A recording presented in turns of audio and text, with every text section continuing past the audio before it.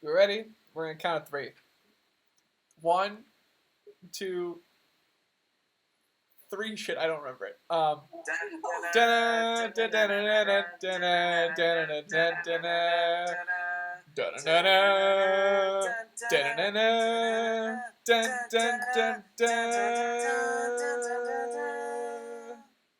Welcome back to Andrew Biggs Discovers Things. Oh my.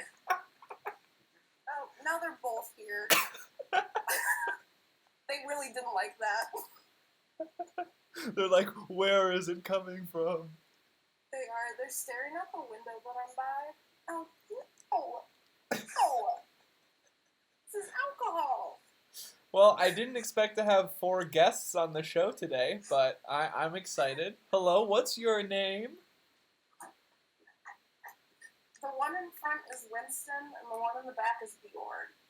Hi, Winston. Hi, Bjorn. I see you back there. Okay. I did warn you this was going to happen. You did. No, I'm totally... Actually, it makes it more interesting for us to talk through, but maybe more interesting for people to watch. You would be surprised how many technical mishaps have been recorded, like, on the show so far. So yeah, I guess the first question for me is, how's everyone doing? Have you guys... Sorry. Have you guys met before? Have you ever seen each other? I don't think so, no. Talked on the phone, but we've never... This is your first face-to-face interaction. Wait, I didn't even think about that. I wouldn't even put it that far. Okay, so for those who don't know, every time that I hang out with Rachel, Chris calls me, and has done so for 2 years. Or a year and a half. But it's funny, because every time that I see Rachel, it just happens. And I won't talk to Chris for a week, and then I'll see Rachel and he'll call me. And it's happened since the beginning of time.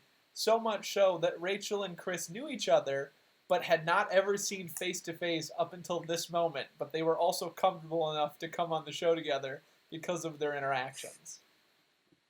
Yeah. It's also worth mentioning, almost the way you phrased it made it sound like Chris planned on calling me. It's always a complete accident. Yeah. Or calling me while you were with me. Yeah. I feel like that's... So how's quarantine? I'm getting from Chris that it's suffering for both of us because we're with our parents, but... I mean, yeah, it's hard. It's weird when you're used to, doing things and not having another set of adults constantly be reacting to what you're doing. You're just kind of living your life. Yeah, I feel like I'm 16 again, because that was the last time I lived at home. Yep. And they have a comment to make about everything. Yep. So. Yep. I was talking to my mom, and I was like, "You guys are disappointed in me." And she's like, "No, we're not." I'm like, "Okay, cool. Is it cool if I smoke weed here?" And they were like, "What?" So that changed real quick. Yeah, Chris, I think you've had probably even a different experience compared to us, because you were home for a while, and then you got out for, I think, a year? Got a year? 6 months? Yeah. Okay. So you got out for 10 months, and then had to come back. So, you've been... Yeah, that was fucking fun. You were closer to the nest than we were for a period of time. It sucks when you're you're not living in an ideal place, you don't really like it there, but you can't go back home. So you're just kind of in this weird limbo where you're just well, I don't like either, so... Wow, this just got depressing as hell. No, my goal in life right now is to move and live somewhere where I'm this is nice. It's not perfect, but this is nice. Yeah. And I haven't had that yet, so... But is there any, advice you would give? If someone else was about to go back and move with their family and inherently wasn't prepared for it, what advice would you give them, or what would you... I don't know. Understand that they haven't, in their minds, when you go back, it's instantly going to be back to, how it was when you left. So if you left when you were 15, you're 15. I think that Like, everyone's parents do this, you know? I think it's yeah, it's just stressful. I'm on edge constantly because I'm like, my next move has to be the right one, which is like very stressful because if it's the wrong move, then I just get hit with these passive aggressive comments and then I just spin out. So, Okay. Yeah. it's hard. It's hard when you're like an artist trying to learn to love yourself and you have to deal with this underlying pressure of that. So, whatever. Yeah. Could be worse. I should shut the fuck up. No, you shouldn't. This is No, it's kind of not the point of this. Yeah, no, I would say just give yourself permission to just walk away. Yeah. Like, I feel like when I was a teen, I always wanted to argue with my parents, but now when they're, like, wrong and yelling at me, I just, like, leave. And, like, go outside and, like, go to my room. Go outside and smoke a blunt. Yeah, basically. well. So It's been really weird. Okay, so for, like, the majority of my life, what the fuck are you doing? Okay. For the majority of my life, my dad used to smoke weed, but would, like, never tell us. And now that every time I talk to him, now that we're old enough, he's just, like, more open about it. So I've been, like, smoking his weed, but it's it's been a very uncomfortable experience to have to be like, can I have some? Yeah. Fuck. It's very weird. It's weird too if like it was like a big no before, and then you crossed over that bridge. And it's just kind of like, I feel like a lot of parents, if they did that, they would feel like my kids will think that nothing I say is valid anymore, and I'm just gonna allow it at a later date. I actually just feel guilt because my parents have always kind of like stocked our fridge downstairs with beer, and like we both live in the basement. But now it's like weird because like I do understand, like I feel bad when I take my mom's car out because it's her car, it's not mine. But You know? I have gotten to a point where I feel no guilt about taking any kind of beer from the fridge downstairs, and it's to the point where not that my parents have tried to like confront it in a way of being like, hey, you need to buy your own alcohol. They've just started like buying beer for the whole family, and now I just feel guilty about it. Like I feel guilty that like I drank so much Michelob Ultra that there's now no more, and the option is easier just to buy more that we are gonna drink anyways, rather than like tell us to fuck off. Yeah, and when you're in your 20s and you move out, I feel like and you're surrounded by other 20-year-olds that recently have moved out, it's very normal to just drink during the week or just like drink a few beers a day. And when your parents aren't used to that, they're just like very confused, and then they start worrying.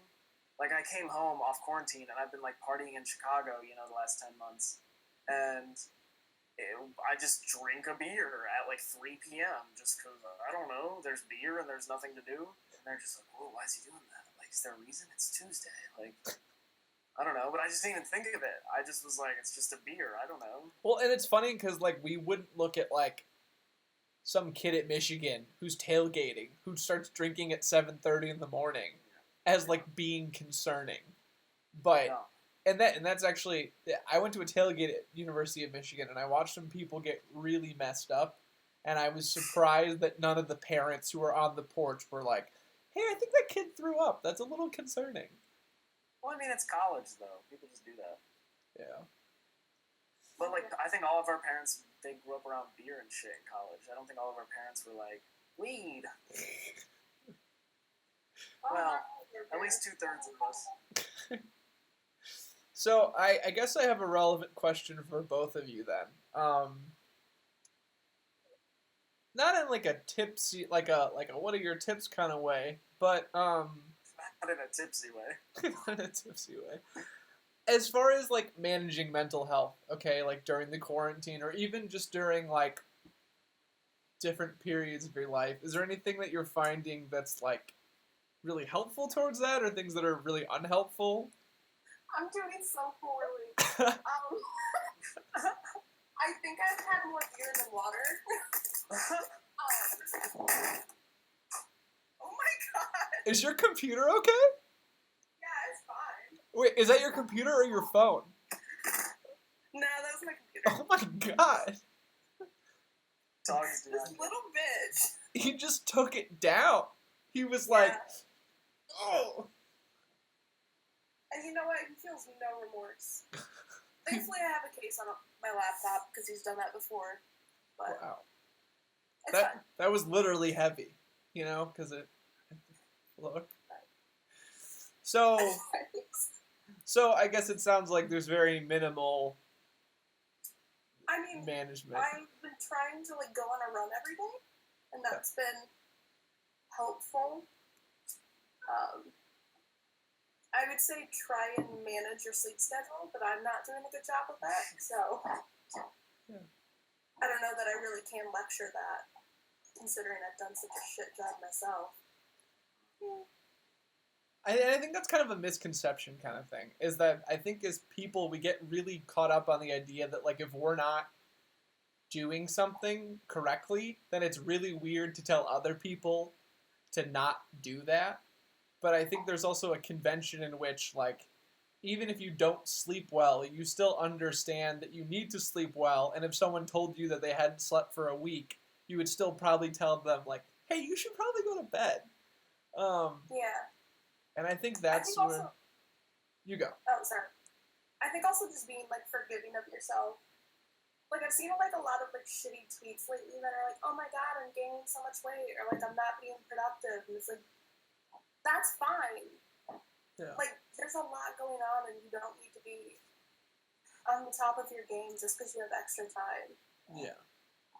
And I think that's, like, even one of the things where, like, and I don't claim to know anything about PTSD, but I think, like, garnering and thinking about how situations affects you is actually sometimes really important, because I think that unintentionally or intentionally, we kind of diminish the effect that certain things actually have on our lives. So everyone right now is in the middle of a pandemic, and people get really hard on themselves for not doing a lot of things. But we don't look at other situations that people experience and say, well, you know, that was a long time ago, or that we don't inherently try to diminish that experience as not having an effect on them. So why can't this pandemic have an effect on us, and why can't we identify that as being something that's a reason for why we might not want to get out of bed, or we have a hard time doing our homework? And it sounds like the institutions we participate in are aware of that and are being kind of nice about it, but I think there's still like a societal pressure to be like,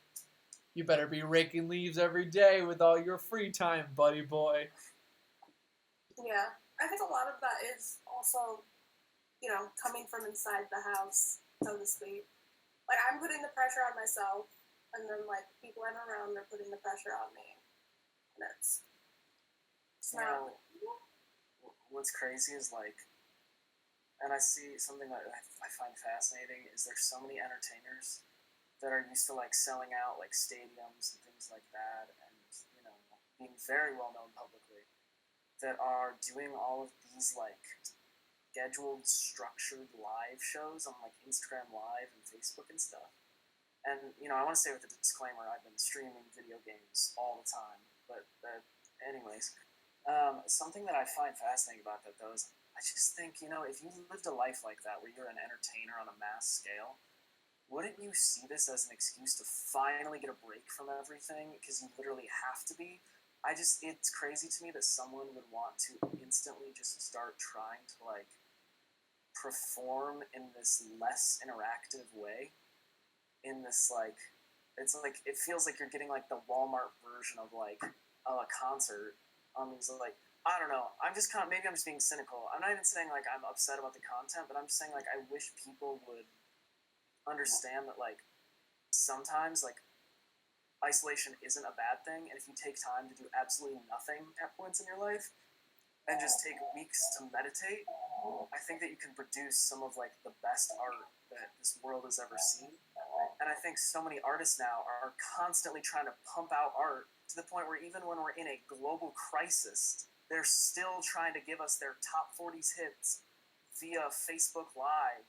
And I just want to be like, dude, like, take 2 months to, like, isolate yourself and write and make something new, so when all this is done, you can perform it. You don't need to be wasting time, like, and to the people, and I get that, like, well, I understand that it's, like, a lot of people, it feels they're very alone right now, so these concerts and things feel good, so yeah, there's pros to it. It sounds like you're I don't just trying want to sound completely cynical. Just for the artists themselves, though, I want to know that, like, it's okay to like just like completely.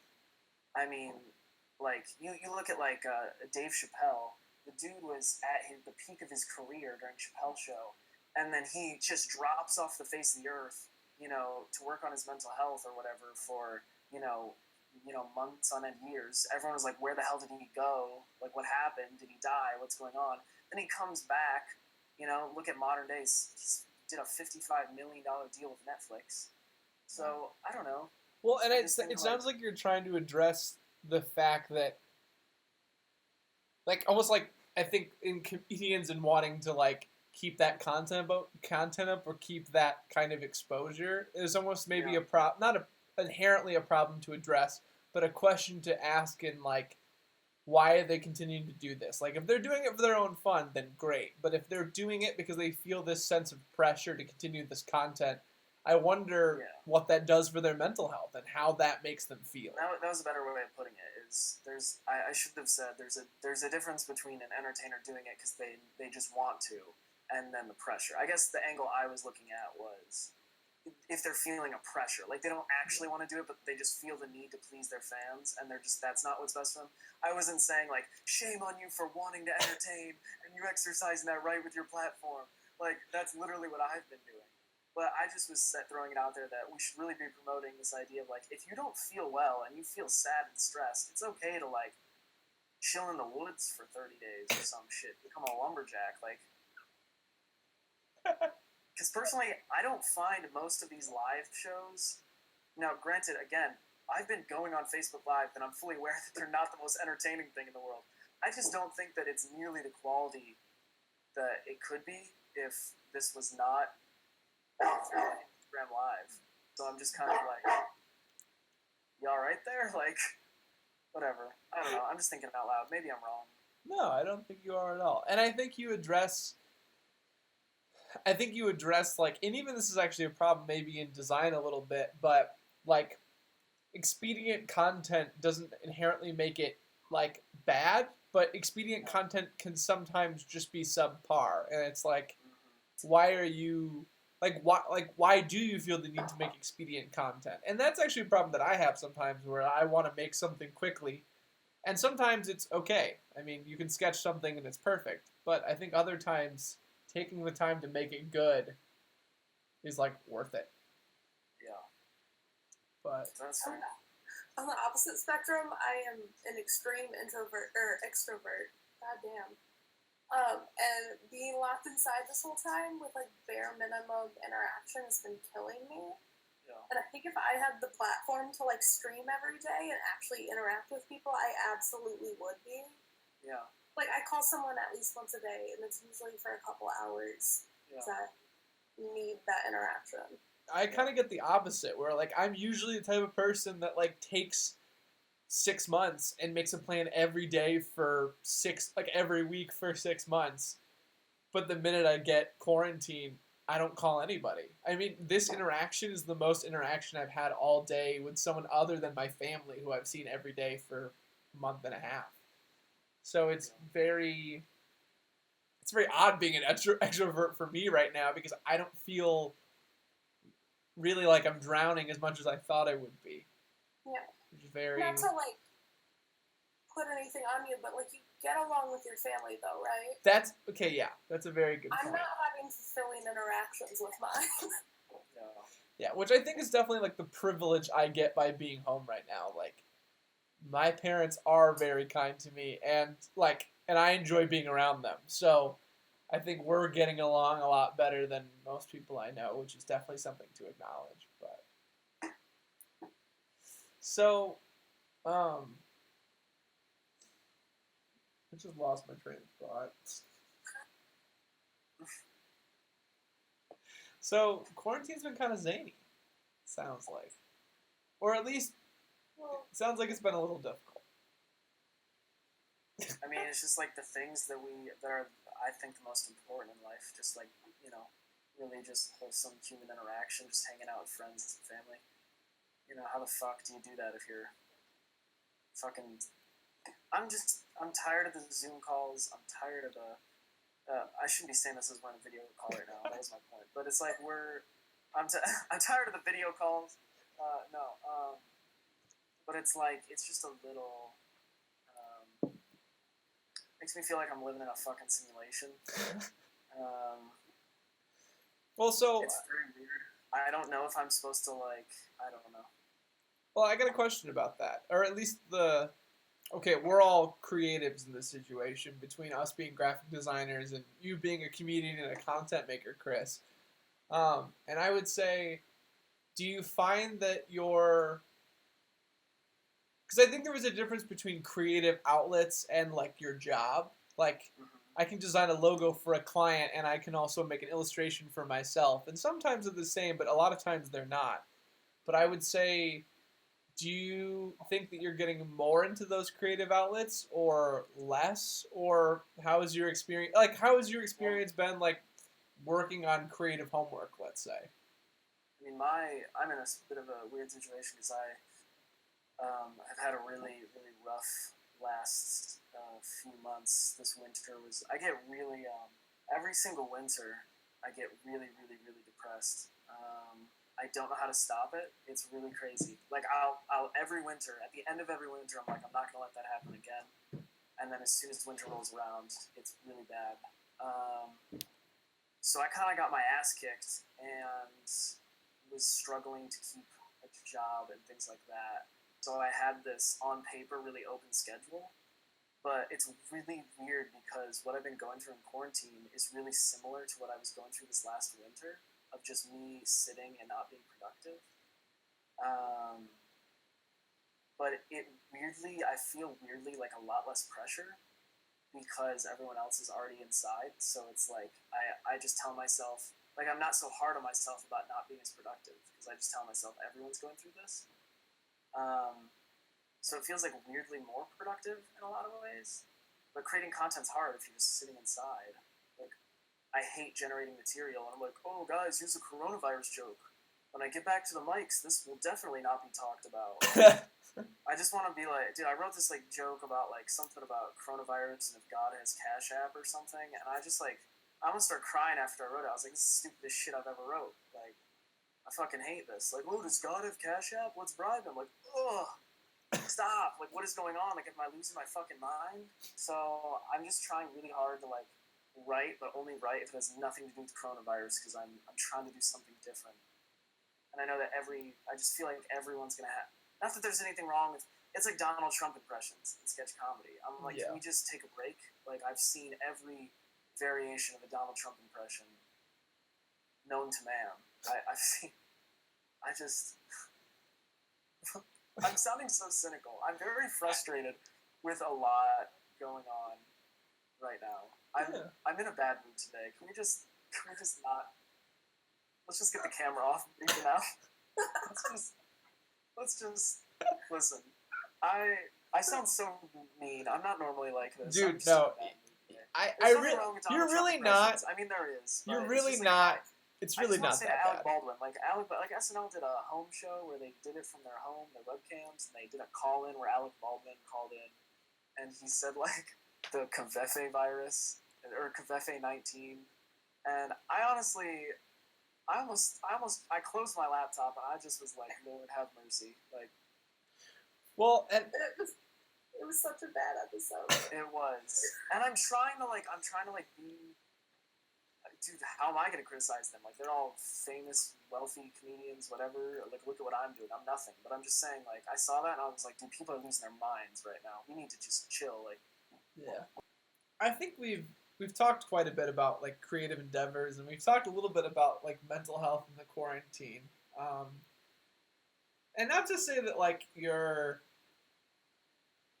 like, a process worth sharing has to involve those things. But I guess now sounds like a good time to ask, like,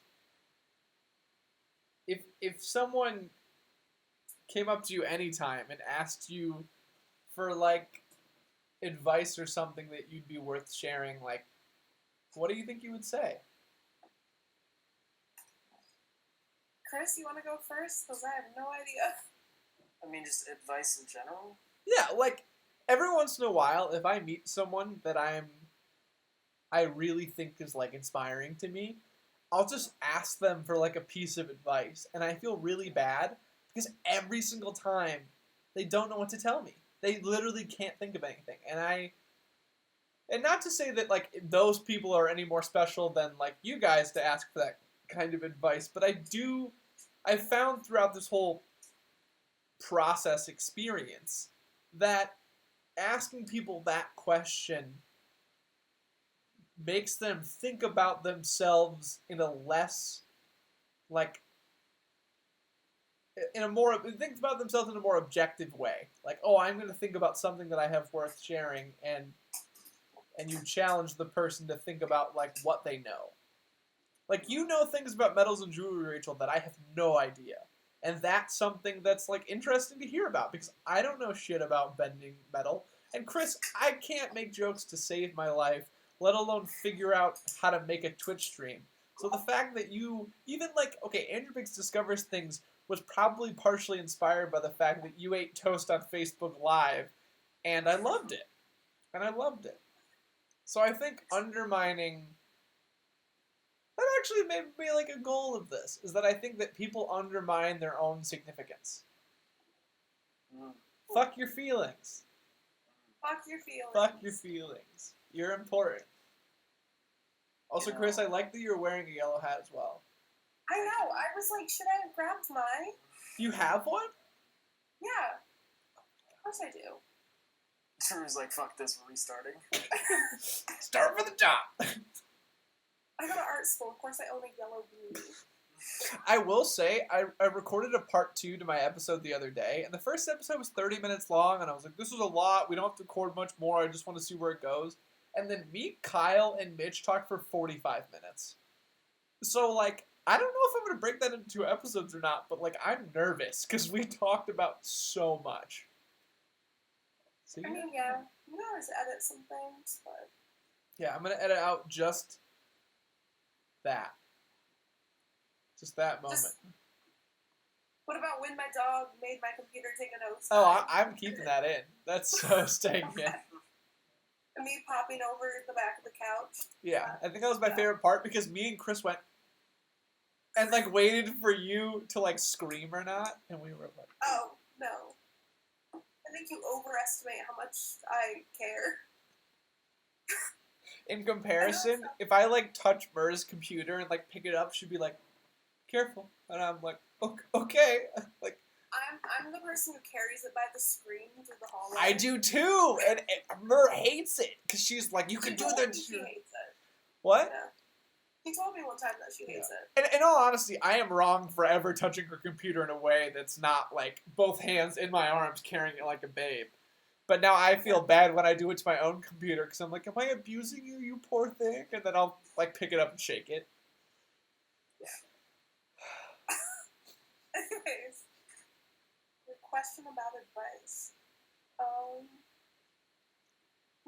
I also had like different. I phrased it yesterday as like if someone was your mentee, like, and you needed to give them like a sending off piece of advice.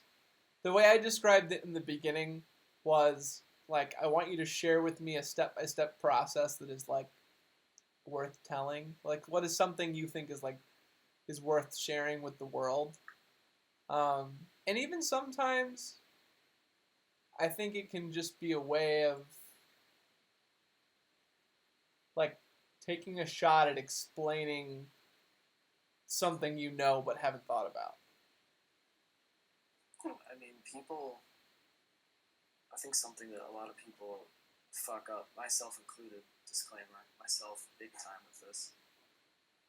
We build a foundation, but we build a really weak foundation. And the problem with that, and what I mean by that is, a lot of people, they have certain steps down that are correct, that they see people they look up to in the process, later on in the process, they see the work they do and they like that, and they mimic that. But something that a lot of people miss is trusting yourself.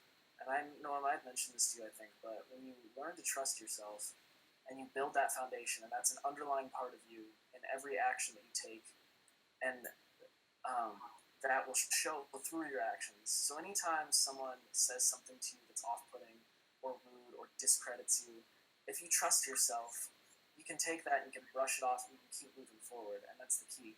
And I think a lot of people underestimate the fact that, like, it's not that, like, people might have mean things to say about your work and you throughout your life. It's not the fact that people might discredit your abilities throughout your life. It's not a fact of, like, maybe you'll have times where you're like, how the fuck am I going to pay my bills? It's inevitable. It, like, will happen. And I think it's so important to tell people that no matter what path you choose, that is inevitable, unless you're fucking God or something. And I just think it's so underrated to teach people to trust themselves, trust their own decisions, rely on just themselves rather than others. And I think that we're living in a society with social media where people are constantly looking to what everyone else is doing, looking to what everyone else is saying. It's like we want to make a decision, but we can't do it without quickly glancing over our shoulder to see how people are reacting. And I just think that that's maddening. That's going to make your art worse off. And I just think it halts an ultimate flow of progression to go through life constantly down on yourself, not because you're even doing anything wrong, but because you never learned how to build that foundation. And in closing, I saw this interview with, I'm going to go back to Dave Chappelle for a second, but I saw this interview with Dave Chappelle, and it was right after Donald Trump had gotten elected, and he was being interviewed by Gayle King, and Gayle said, she said, Dave, she brought up this show that he bombed at, and it was right when he was starting up a tour. He hadn't gone on stand-up tour in a long time, like several years. And she brought up how he had bombed at this show. She said, how does someone come back after all this time, get booed? How do you have the drive and the knowledge to keep going? Because obviously it had paid off at this point. And he said, sometimes in life I'm the hero, and sometimes in life I'm the villain. And he said that you can't live your life always trying to be the hero. You can't always be the hero. You have to have the knowledge and the strength and the patience to understand that part of the process is completely losing. And if you live your whole life trying to avoid that, basically you just hesitate. And he said something really profound, and I'm paraphrasing a little bit, but he said something along the lines of, stop, like, he said, to get shit done, you have to stop, like, worrying so much about, your ego, or, I can't remember the exact phrase he said, but it was so beautiful the way he said it. He basically just said, like, stop taking yourself, I wish I could remember exactly what he said. He said it, the way he worded it was just so, there was such a flow to it. It was so simple, but it was just basically the idea of, like, we take ourselves, we worry so much about our brand and wanting to look like we're doing everything right, that inevitably that action itself fucks everything up. Yeah. I just babbled. Dude, if we were a higher grade podcast, we'd be in a room where I could show you the direct quote we could present to the viewers. I think that would be... Yeah. That's, like, the next upgrade. I need a TV in the background that I can just, like, play random shit through. Be like, this is content. Yeah. So, that's my 2 cents, and that's just what I keep preaching to people, because I spent years, like, not trusting myself, and then every time people didn't approve of me, I just thought that was, like, a reflection of me. Yeah. So, fuck it. That was me babbling for 45 minutes. As Rachel would say, fuck your feelings. Fuck your feelings. I think it's really funny that you bring that interview up, because I think the show in question, he was really fucking high. He bombed because I know what you're talking about. Yeah. couldn't pay attention. Wasn't that in Detroit? Yeah. Yep. I think he brought that up in a stand-up special. Oh, he did, for sure. Yeah. And he told it in a funny way, ironically, which was hilarious. Which, it's interesting that you bring up, like, the foundation that you said at the beginning, because I was like, oh shit, we went opposite directions with this, because you were talking about having a strong foundation, and I was going to bring up that I think a lot of times we put too much emphasis on the ideation process, and that, like, as a designer, you do well partially because you have good instincts, Mm-hmm. and people need to listen to their instincts and trust their gut a bit more. I mean, I think the ideation process is obviously important, and we need it, and the first idea isn't always the good one, but the pieces I had that won Addies were, like, exclusively my first idea. And they were the ones I ran with, and the ones that I just trusted the most. And I think a lot of times people always want to tell us, like, the first idea isn't the good one, but sometimes it definitely is. Yeah. Like, I don't want to undermine what my teachers tell me every day, but, like, I know when something feels right, and I'm not going to dismiss it just because they think I didn't spend enough time on it. Yeah. Which is the funny thing is, my parents always ask me all the time. They're like, "How do people grade design? It's subjective." And I'm like, "Well, it's not sometimes actually at all. There are parts of it that are, but that idea that like you gotta really explore everything, and it's like, well, but my research implies something, and I thought of that idea that's also the implied thing, so I think this is correct, and I'm just gonna stick with it and like make it work. Because there's nothing more fun than trying to make an idea work that you hate. Yeah, I've definitely had teachers before tell me to go with an idea that they like. And then I'll usually just put in the extra work to do my idea and their idea. And then mine usually ends up being the one that gets picked. Like, not to suck my own dick over it, but like, I don't know, trust yourself as a designer.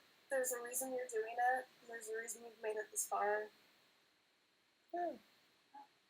That's all I have. It's pretty good. I don't know that it's a process necessarily. But. Oh no, it definitely is. I think the one thing I've learned also going through this all is that the process is just as much a reminder as it is a step by step. And you might learn more from thinking about how you remember to water your plant than you do trying to break down how to build an engine. That was really cryptic. I think more like the simplest advice or the simplest idea can sometimes be the most profound.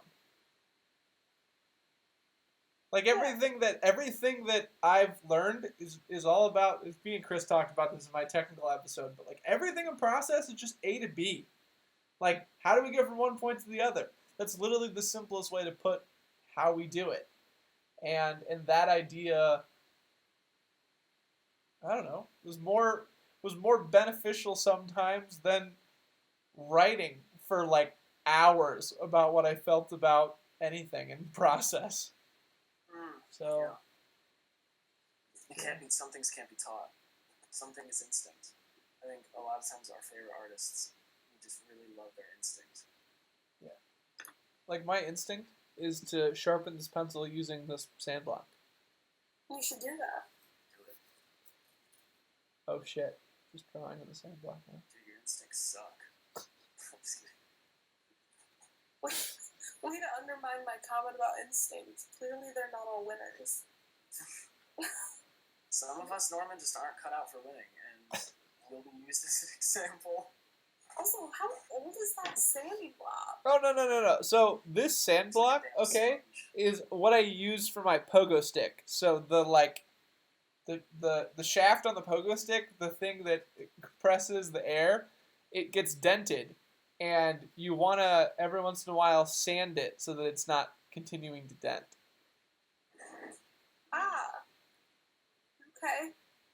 So it's also just on my desk now for that reason.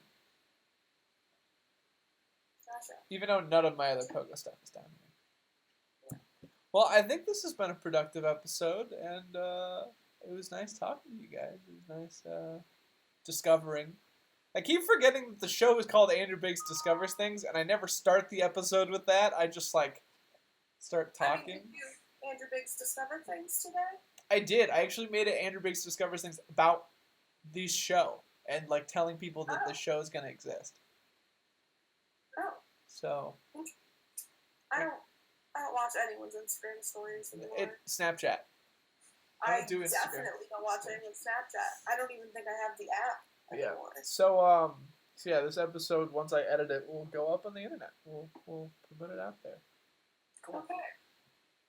Godspeed. Thanks for being on the show. We don't have to end right now. I'm just gonna end the recording for posterity's sake because I really don't like being on camera.